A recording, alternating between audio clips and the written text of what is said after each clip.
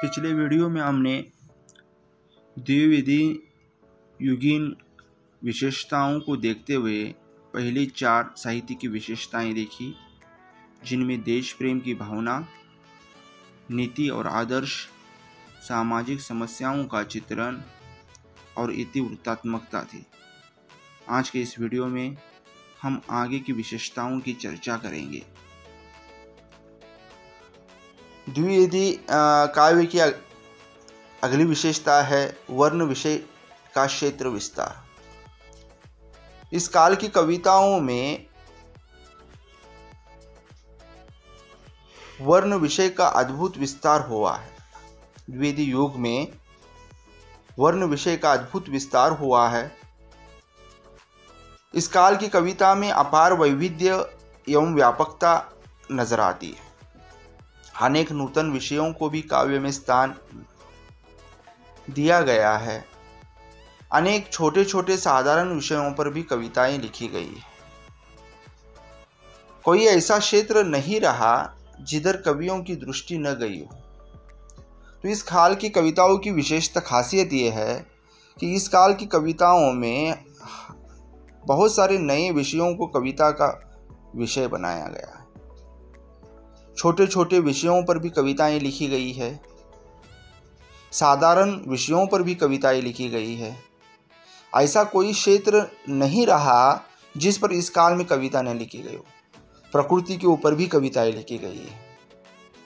तो कुल मिलाकर अगर बात करें इस काल की कविता की, तो इस काल की कविता वर्ण विषय के क्षेत्र में विस्तार पा चुकी है और हर छोटी से छोटी चीज का चर्चा इस काल की कविताओं में की गई है।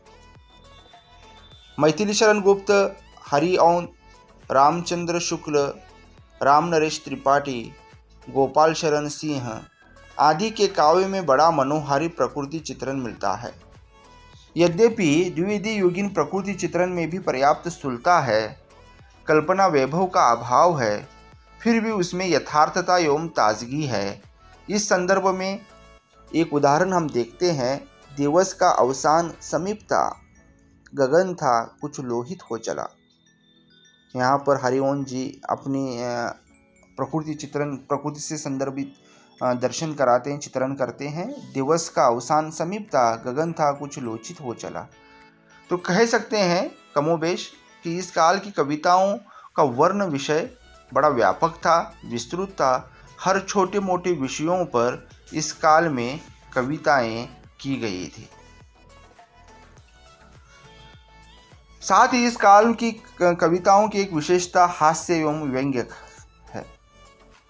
भारतीय युग में जैसे ही जिंदादिली, चालबाजी और फक्कड़पन इस युग में नहीं रह गया था, भारतीय युग के समान हास्य व्यंग्यपूर्ण कविता का प्राचुर्य द्विविधि युग में नहीं है।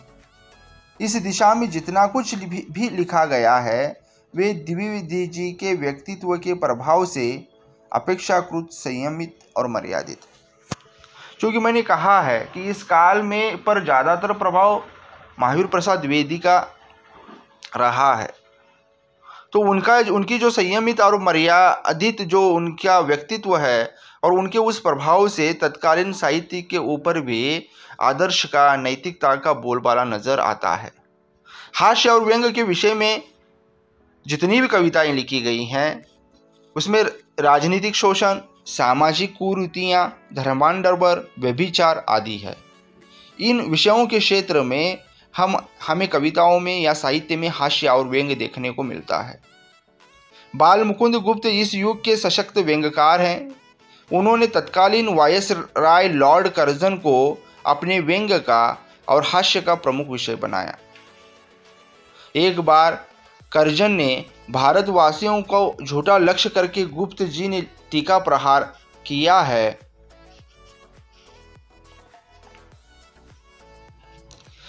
हमसे सच की सुनो कहानी जिससे मारे झूठ की नानी। हमसे सच की सुनो कहानी जिससे मरे झूठ की नानी। सच है स्मरण देश की चीज, तुमको उसकी कहाँ तमीज।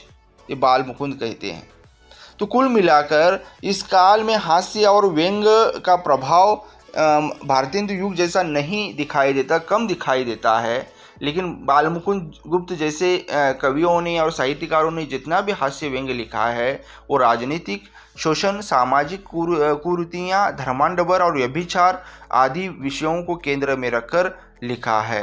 तो कुल कह सकते हैं भारतेंदु युग का थोड़ा बहुत प्रभाव द्विवेदी युग के साहित्य में भी हास्य व्यंग्य के रूप में दिखाई देता है। इसके बाद में अगला जो मुद्दा है वो सामान्य मानवता है। पूर्ववर्ती काव्य में असामान्य ईश्वर, अवतार, राजा, सामंत या नायिकाओं आदमी को ही स्थान मिला था, किंतु इस युग की कविता में सामान्य मानव का यह गौरव प्राप्त हुआ। हमने आधुनिक काल शुरू होने से पहले हमने इस बात की चर्चा की थी कि इससे पहले का जितना भी साहित्य लिखा गया वो ईश्वर को लेकर, राजाओं को लेकर, राजघरानों को लेकर ये सामंती साहित्य था। इसमें आम जनता नहीं थी। लेकिन इस काल के साहित्य में का प्रमुख केंद्र आम मनुष्य रहा है, आम जीवन रहा है। सामान्य जीवन का चरित्र इस काल के साहित्य में लिखा गया है। मानव मात्रा के सुख दुख और परिस्थितियों का वर्णन काव्य में बड़े ही सहज भाव से किया जाने लगा। तो इस काल की कविताओं में की एक विशेषता है कि सामान्य जन की समस्याओं का चित्रण इस काल की कविताओं में किया गया है, कि सामान्य मनुष्य की सुख दुख की कहानी इस काल की कविताओं में कही गई है।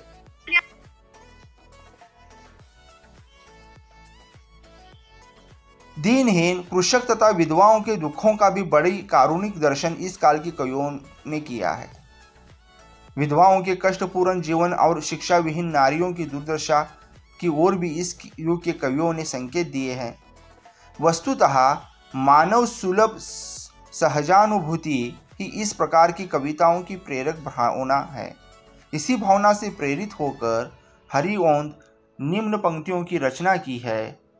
आप आंखें खोल कर देखिए, आप जितनी जातियां हैं सिर धरे, आज जितनी जातियां हैं सिर धरे, पेट में उनकी पड़ी दिखलाएंगी जातियां कितनी सशक्ति हमारी। और ये जो प्रसंग यहाँ पर चित्रित किया गया है, आज भी हमारे देश में सामान्य जन की स्थिति ठीक नहीं है। आज भी हर जगह त्राही है, आज भी छुआछूत है, आज भी समस्याएं हैं। लेकिन इस काल की खासियत ये है कि पहली बार सामान्य जन की समस्याओं को कविता का विषय बनाया गया या उनको केंद्र में रखा गया। इसी कारण द्विवेदी कविताओं में सामान्य मानवता की एक विशेषताएं परिलक्षित होती है। और यहाँ से फिर कह सकते हैं हम हिंदी साहित्य की कविताओं में साधारण जन प्रमुख केंद्र विषय बना और सामान्य जन की समस्याओं को साहित्य के माध्यम से उद्घाटित किया जाने लगा। इस काल की कविताओं में सभी काव्य रूपों का प्रयोग किया गया है।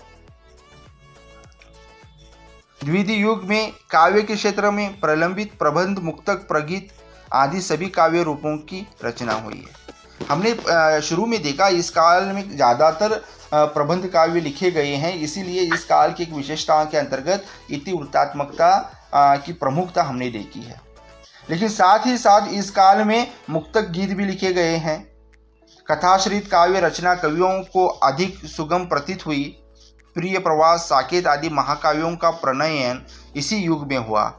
हिंदी के अनेक श्रेष्ठ खंडकाव्य भी इस काल में लिखे गए। मुक्तक रचना की ओर भी इस युग के कवि प्रवर्तक हुए। छोटे छोटे विषयों को लेकर स्वतंत्र पदों की रचना बृहद परिणाम में हुई। द्विवेदी युग प्रगीतों का भी प्रणयन हुआ। यद्यपि इस विधा का वास्तविक विकास तो द्विवेदी युग के बाद ही हुआ, किंतु इस युग के कवियों ने भी इसे अपना लिया था। एक उदाहरण हम देख सकते हैं यहाँ पर मैथिली शरण गुप्त का, केवल मनोरंजन ना कवि का कर्म होना चाहिए, उसमें उचित उपदेश का भी मर्म होना चाहिए। तो कुल मिलाकर अगर हम बात करें, इस काल की कविताओं में सभी काव्य रूपों का प्रयोग देखने मिलता है। यहाँ पर प्रबंध काव्य लिखे गए हैं, इस काल में खंड काव्य लिखे गए हैं, और मुक्तक काव्य लिखे गए हैं और साथ ही साथ प्रगीत भी लिखे गए हैं। भले ही प्रगीत का, मुक्तक का विकास बाद के काल में हुआ है, लेकिन इसकी कुछ शुरुआत हमें द्विवेदी काल में देखने मिलती है। इस काल में भाषा परिवर्तन भी दिखाई देता है। द्विवेदी युग में काव्य की मुख्य भाषा ब्रज भाषा के स्थान पर खड़ी बोली बन गई। यह सबसे बड़ी यहाँ पर ये विशेषताएं हैं, क्योंकि भारतेंदु युग तक हिंदी काव्य में ब्रज भाषा का प्रयोग किया जाता था। द्विवेदी युग से ब्रज भाषा की जगह पर खड़ी बोली आ गई। आज खड़ी बोली में भाषा सौंदर्य और अभिव्यंजना क्षमता के दर्शन के पश्चात इसकी काव्योपयुक्ता विवादास्पद नहीं रह गई है, किंतु द्विवेदी काल से पूर्व ऐसी बात नहीं थी। द्विवेदी युगीन काव्य में इस क्षमता को निर्मल कर दिया। यद्यपि आरंभ में खड़ी बोली काव्य नीरस तुकबंदी के अतिरिक्त कुछ नहीं था, किंतु उसमें उत्तरोत्तर निखार आया। तो आज हम देखते हैं कि खड़ी बोली हिंदी में सहज रूप से काव्य सौष्ठव्य किया जाता है। काव्य के सारी खूबियाँ खड़ी बोली के रूप में प्रतिष्ठित हो पाई हैं। लेकिन जब शुरुआत द्विवेदी युग में हुई थी, तब ये स्थिति नहीं थी। तब कविताएं खड़ी बोली में की जाएगी, कविता हो पाएगी, इसी के ऊपर प्रश्न चिन्ह था। फिर भी द्विवेदी जी के प्रयास से कविताओं में खड़ी बोली प्रतिष्ठित हुई। शुरू में आरंभ में खड़ी बोली का काव्य नीरस तुकबंदी के अतिरिक्त कुछ नहीं लगता था, किंतु उत्तरोत्तर जैसा जैसा भाषा परिष्करण द्विवेदी जी के माध्यम से, सरस्वती के माध्यम से होने लगा, उत्तरोत्तर उस कविता की भाषा में भी निखार आता चला गया। जयद्रथ वक्त की प्रसिद्ध ब्रज भाषा के मोह का वध कर दिया। भारत भारती की लोकप्रियता विजय भारती सिद्ध हुई और काव्य की भाषा पूर्णतः खड़ी बोली हो गई। उस काल शुरू के दौर में रामनरेश त्रिपाठी ने जो भाषा का, जिस प्रकार से भाषा का प्रयोग किया है, उसकी चंद पंक्तियां देख लीजिए। प्रेम स्वर्ग है, स्वर्ग प्रेम है, प्रेम अशंक अशोक, ईश्वर का प्रतिबिंब प्रेम है, प्रेम हृदय आलोक। तो इस प्रकार से इस काल की में हम देख सकते हैं कि खड़ी बोली प्रतिष्ठित हुई और काव्य की भाषा के रूप में खड़ी बोली को प्रतिष्ठित किया गया। शुरू में नीरस लगती थी खड़ी बोली में कविताएं, लेकिन जैसे जैसे उसके ऊपर परिष्कार होता गया, उस पर काम होता गया, उसमें सुधार आता गया, उसमें निखार आता गया। और वो निखार हम छायावाद में आगे जाकर देख सकते हैं कि जो लोग कहते थे, जो प्रश्न चिन्ह लगाते थे कि ब्रज भाषा जैसा सौंदर्य, ब्रज भाषा जैसी कोमलता, ब्रज भाषा जैसा नाद सौंदर्य कविता में खड़ी बोली के रूप में नहीं आएगा, वो आगे जाकर हम छायावाद में देखते हैं कि वही कोमलता, वही नाद सौंदर्य, वही सुकुमारता हमें खड़ी बोली की कविताओं में भी देखने मिलती है। और इसका श्रेय जो है सबसे पहले द्विवेदी युग को जाता है कि उन्होंने कविता में खड़ी बोली को प्रतिष्ठित करने का प्रयास किया। और यही बात इस विशेषता के अंतर्गत हम आगे ले जाते हैं कि मुख्य भाषा खड़ी बोली के रूप में काव्य में प्रतिष्ठित हुई भारतेंदु युग में। तो ये भी इस काल की, इसीलिए इस काल की महत्वपूर्ण विशेषता के रूप में से गिना जाता है कि विविध कि खड़ी बोली को क्या की गई है प्रतिष्ठा। तो इससे पहले भारतेंदु युग तक हमने देखा है गद्य की भाषा खड़ी बोली थी और पद्य की भाषा ब्रज भाषा थी, लेकिन इस काल में सभी साहित्य की, मतलब गद्य और पद्य की भाषा खड़ी बोली के रूप में प्रतिष्ठित हो गई थी।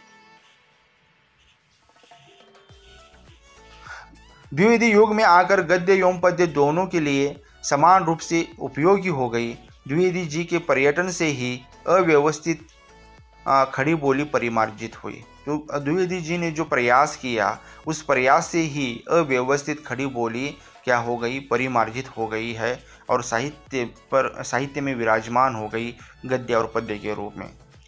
इस काल के साहित्य, इसकी अगली विशेषता, इस काल के साहित्य में श्रृंगार के विकृत रूप का बहिष्कार किया गया। क्योंकि हमने शुरू में देखा मर्यादाओं का, नीतियों का, आदर्श का बोलबाला है।